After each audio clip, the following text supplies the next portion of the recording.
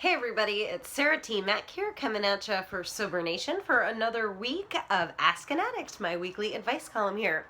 Thanks to everybody who read last week's column and left some comments over at Sober Nation. It's always great to see what you're thinking about various subjects. So this week I had a question from Party Animal. So thanks for writing in, Party Animal.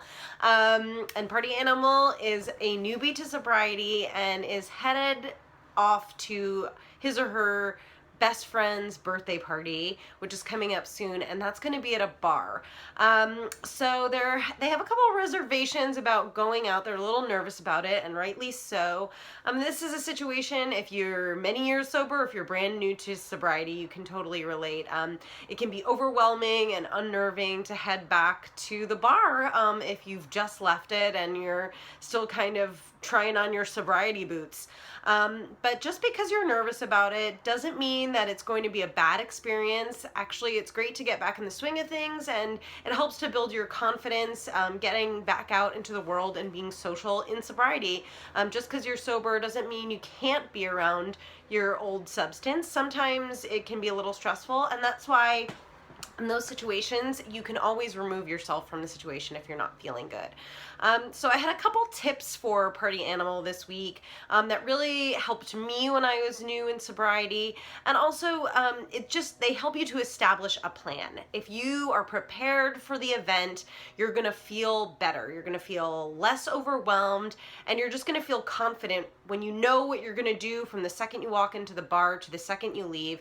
There's less that's left up to chance, and so you can spend your time with your friends and family and not worry about the little details that might throw you off guard.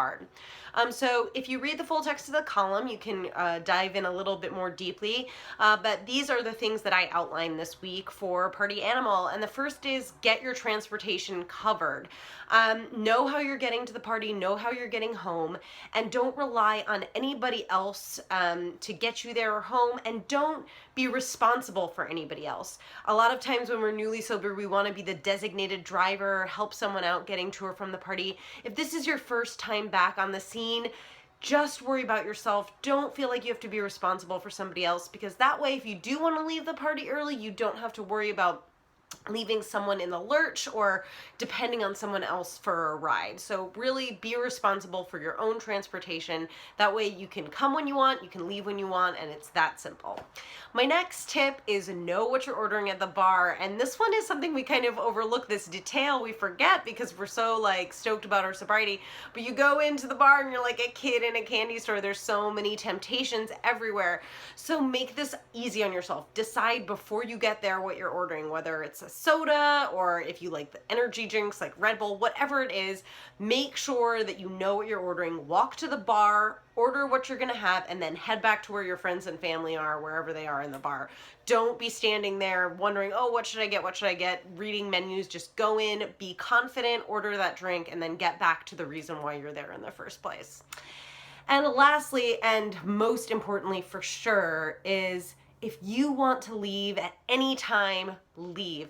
Your sobriety and your comfort level are the most important things. When you are making the transition back into social situations, it can feel overwhelming and it can be unsettling. So go to the party with that in mind. Maybe you feel great when you arrive, and then 20 minutes later you're starting to feel uncomfortable, or friends are getting a little saucy and you don't want to be there.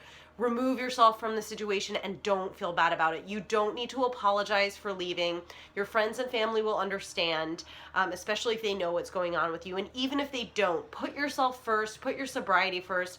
Never ever feel like you have to stick around. And that's why that first tip about transportation is important. It gives you that freedom to leave whenever you want to. So those are my 3 tips for getting back to the party. There's other ways you can go about this too, of course. First and foremost, don't go if you don't want to go. And if you do want to go, go in and don't hold yourself to some expectation. If you get nervous or change your mind, it's not too late. Just put yourself in a situation that you're comfortable with, and it will get easier, guys. I know it sounds crazy, but the more you go to these social situations, the more you build up your confidence, the better it feels, and you get used to your own sobriety and feeling comfortable in it.